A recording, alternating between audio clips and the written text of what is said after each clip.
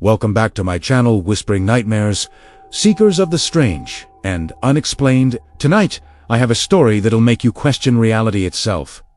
It starts with a forest. Not just any forest. One that watches, one that remembers, and one that doesn't forget. They say curiosity killed the cat. But what if curiosity could trap your very soul? What if a single mistake could echo across time? I promise you, this isn't fiction. This isn't a tale to read before bed for fun. It's a warning, and it begins at exactly 2:57 a.m. Imagine your laptop powering on by itself. Imagine seeing a light that breathes. A light that seems alive, a voice you think is yours, but isn't. Time starts to twist. Reflections linger longer than they should. Conversations repeat, and your future begins writing itself in your own hand. That's where this story takes hold. Where every step feels wrong, and every shadow has intent. So stay closey. Keep your wits about you, and listen carefully. Because some things in the forest stand to Hustappen. They are waiting. Story 1. The North Watchtower. I never believed that. Not until I lived alone for 10 years. My name is Ethan Crow. I worked as a fire lookout at North Watchtower, a steel tower standing nearly 100 feet above the ground. It was located deep inside Grey Rock National Forest, near the Canadian border, a place where phone signals die, where the nearest town is hours away. And at night, the silence is so deep you can hear your own heartbeat. My job was simple. Sit in the tower, scan the forest using binoculars, and report even the thinnest line of smoke. Satellites do most of this work now, but places like Grey Rock still rely on human eyes, because machines can see, but they cannot feel. That difference would change my life. This happened during my 3rd season. It was late May. Snow had mostly melted. Fire season had not fully begun. A supply helicopter dropped food, fuel, and water that morning. As I was organizing supplies, I looked through my binoculars out of habit. 4 miles southwest, on Raven Loop Trail, I saw a hiker. A woman wearing a red jacket, a large hiking backpack on her shoulders. Nothing unusual. Hikers passed through often, but I logged it in my register. 10:80 a.m. One hiker, red jacket, moving south. About 2 hours later, I saw another hiker. This one wore a blue jacket. Smaller backpack, likely a day hike. I watched as the two met at a clearing. They spoke. From their body language, they were strangers.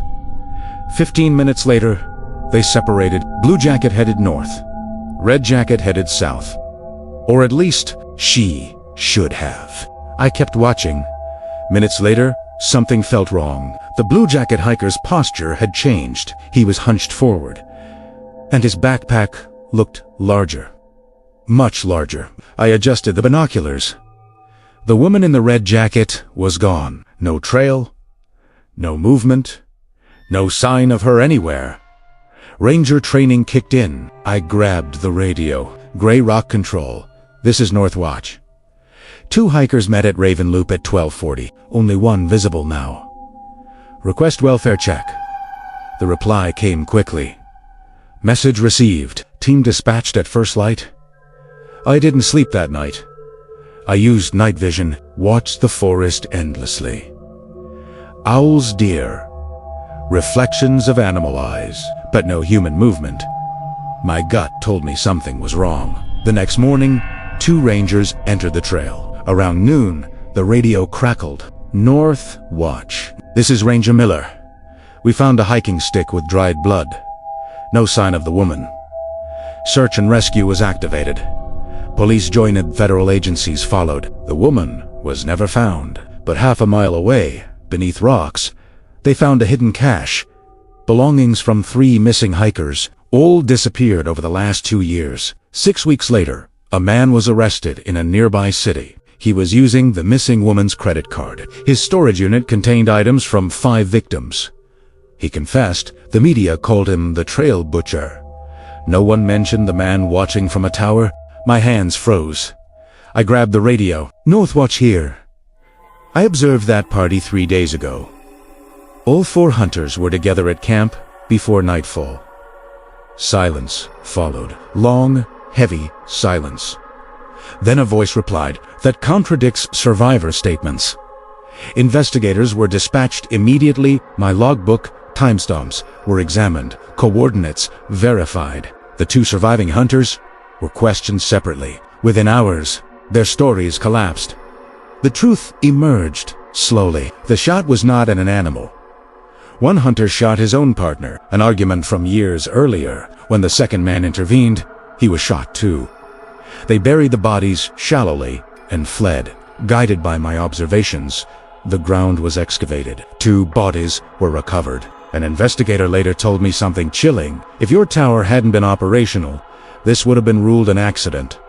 That night, I couldn't sleep. I wasn't here to watch fires anymore.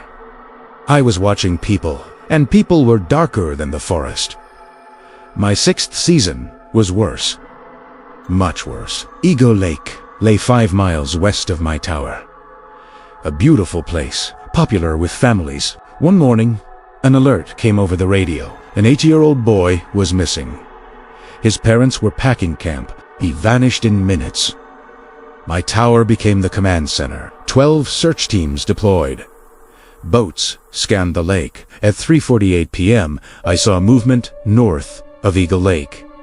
Something wrong. I focused my binoculars. A grown man was moving fast through the trees, carrying something child-sized. My heart began to pound. I radioed immediately. Possible abduction. Male subject moving north. Carrying a child. The search teams responded instantly to my call. I kept my binoculars locked on the man. He moved fast, reckless. Branches snapped behind him. The child struggled weakly. I relayed coordinates every 30 seconds. My voice shook, but I stayed clear. Rangers cut him off near a ravine. He tried to run. He slipped. The child rolled free. Rangers tackled the man hard. He screamed nonsense. Words about voices. Words about being chosen. The boy was alive. Crying. Shaken. But alive. The forest went silent afterward. That night, the parents came on the radio. They thanked me through tears. Everyone called me a hero. I didn't feel like one. I couldn't stop shaking. I kept thinking about how close it was. Minutes. Seconds. One wrong glance, and the boy would have vanished forever. After that, I stopped sleeping properly. The tower creaked louder at night. Wind sounded like footsteps. Shadows moved wrong. I began seeing patterns everywhere. Trails forming shapes. Campsites aligning. Points on a map. Circles. Always circles. My 7th season began under protest. I tried to resign. Management convinced me to stay. "You're good at this," they said. "You notice things?" They didn't understand. I wasn't noticing. I was being shown. The forest wanted witnesses. And I was listening. It started with the radio. Static at first. Low. Gentle. Then voices. Always at the same time. 2:57 a.m. Not midnight. Not dawn. Exactly 2:57. At first, I thought it was interference. Weather.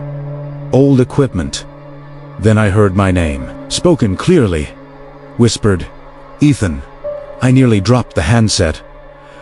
I checked the frequency. It wasn't assigned. I called other towers. Hesitant. Careful. One by one. They admitted it. Static at 2:57. Voices, names, familiar names, dead names. Towers, miles apart, heard the same thing. One operator quit immediately, packed his truck overnight, drove away without telling anyone. 2 weeks later, his car was found abandoned. Engine called. Driver's door open. No tracks leaving the road. No body. Just silence. And static. I started logging everything. Every voice. Every time. Every coordinate mentioned. That's when I noticed it. The locations weren't random. They formed a shape. A perfect circle, 12 miles wide, and my tower sat near its edge. Once I saw the circle, I couldn't unsee it. Every new report fed into it. Lost hikers, broken radios, sudden animal silence. All inside the same boundary. Rangers avoided the center instinctively. Trails faded before reaching it. No campsites existed there. No reason recorded. Maps showed nothing unusual. Flat terrain, dense forest. No cliffs, no swamps. Yet helicopters refused to fly low. Compasses spun near the edge. GPS lagged, timestamps drifted. Seconds stretched. I marked the center, a dead zone, exactly where no one ever went. At 2:57 a.m., the radio spoke again, louder this time. Closer, not whispering.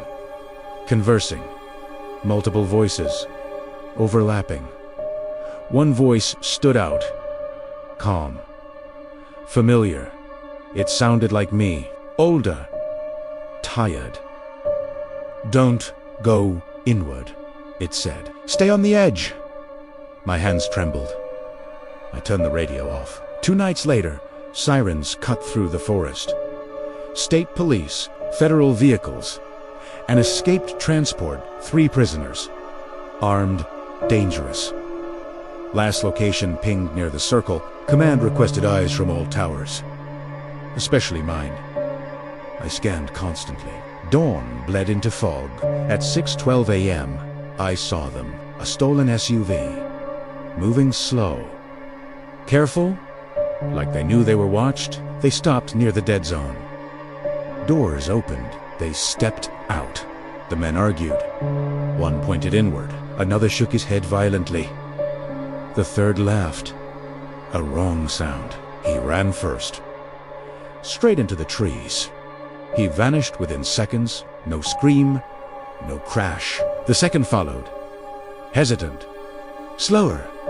He crossed the invisible boundary. The forest swallowed him.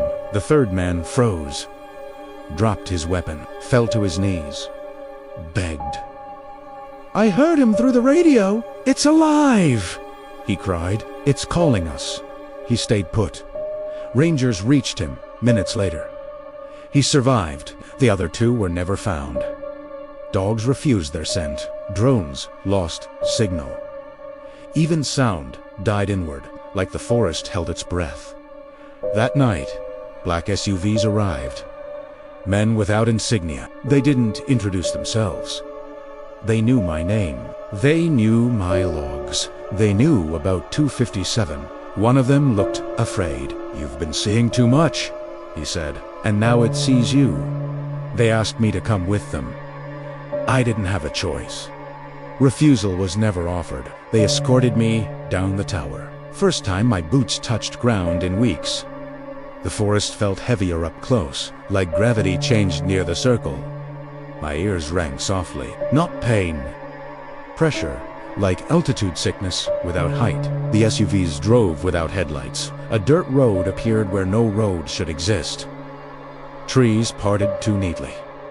This wasn't new construction. This road had been hidden, buried under permits and silence. We drove inward. Past the boundary, past where compasses failed, into the dead zone. The forest thinned abruptly. A clearing opened. Concrete structures rose from the ground. Low, windowless. Old, not abandoned. Guard towers watched the trees. Red lights blinked slowly, like heartbeats. A sign stood half-covered in moss. Project Ribed. No explanation, no Ihenkiname, just lit it. Inside, the air was cold, sterile, smelled like metal and dust. Time felt wrong. My watch lagged behind theirs. A woman met us inside. Dr. Marlowe, gray hair, sharp eyes. To come. She studied me carefully. "You were selected," she said. I asked for what. She hesitated. "Tu notice." She led me to a map wall. Hundreds of pins, dates going back decades. Missing persons. unsolved murders, lost aircraft radio blackouts, all within circles. Thousands of them nationwide. The forest isn't special, she said. You are, she explained slowly. Carefully. Certain humans act as antennas, sensitive to fractures, tears in time, places where moments overlap, where past and future bleed. Most people pass through blind. I wasn't blind. The tower amplified it. Height, isolation, repetition, watching, listening. I had unknowingly become a node, a living receiver. The circle responded to me. The voices at 257 weren't ghosts. They were echoes. People caught between moments, some from the past, some not yet dead. The radio didn't decrete them, it revealed them, and something else listened back. Something older, something patient. The satellite footage played in silence. Forests across continents glowed faint blue. Not fires, not auroras. The light rose vertically, like mist, like breath, expanding, contracting, alive. It appears during convergence, Dr. Marlowe said, when fractures widen. She paused the footage. Timestamps jittered. Frames overlapped. The light flickered out of sequence. Seconds repeated, skipped, returned. Reality stuttered. I felt dizzy. The room swayed. My ears filled with static. 257 burned in my head. Dr. Marlowe watched me closely. You feel it? She said. Not a question, a statement. The light responded to proximity, especially to me. They took me outside. Night had fallen. The dead zone felt open now. Exposed. The forest line shimmered faintly. Blue light seeped upward. Soft, slow, like fog rising from cold water. My skin prickled. I asked about the blue light. Dr. Marlowe stiffened. You've seen it already, she said. I realized she was right. I just hadn't understood. She dimmed the lights, activated a monitor. Satellite footage filled the screen. Blue light rose from forests worldwide. Slowly, the satellite footage played in silence. Forests across continents glowed faint blue. Not fires, not auroras. The light rose vertically, like mist, like breath, expanding, contracting, alive. It appears during convergence, Dr. Marlowe said, when fractures widen.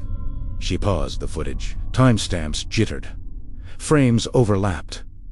The light flickered out of sequence. Seconds repeated, skipped, returned. Reality stuttered. I felt dizzy. The room swayed. My ears filled with static. 257 burned in my head. Dr. Marlowe watched me closely. You feel it? She said. Not a question, a statement. The light responded to proximity. Especially to me. They took me outside. Night had fallen. The dead zone felt open now. Exposed. The forest line shimmered faintly. Blue light seeped upward. Soft, slow, like fog rising from cold water. My skin prickled. I heard voices immediately, louder than ever. Not from the radio, from everywhere. Trees, ground, air. Speaking in layers, past conversations, future arguments. I recognized some voices. The hunters, the escaped prisoner, the child's kidnapper, even the tower operators.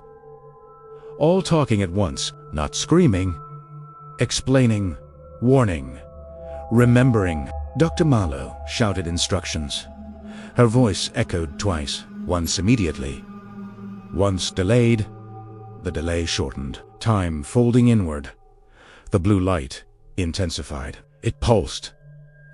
My vision blurred, and then I saw myself, older, thinner, scarred, standing near the tree line, watching me. His eyes were hollow, familiar, afraid. He raised a hand, shook his head slowly, "This is the convergence," Dr. Marlowe yelled. "You're bleeding across." The older version of me spoke, but his voice didn't move his mouth. "You don't get to stay," he said. "Not here." The light surged. My knees buckled. The ground vanished, and I fell forward. I woke up back in the tower. Morning sunlight filled the cabin. Birds chirped normally.